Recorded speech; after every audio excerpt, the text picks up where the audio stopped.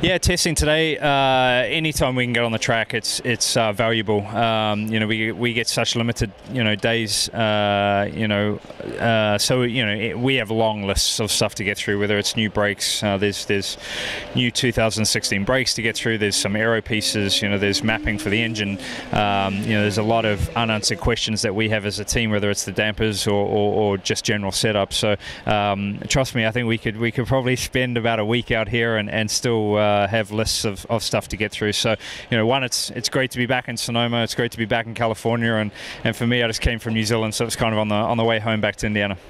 Yeah, it's a very tricky track actually. It's in some tire degradation can be quite high. Qualifying, you typically get 1 or 2 laps to try and get your time in, and that caught me out in qualifying here last year. Where I got off track a little bit and there was some dust, and we started 9th. So I think our race cars here have always been tremendous. We've been able to hang on to the tire a little bit longer than some of the competition.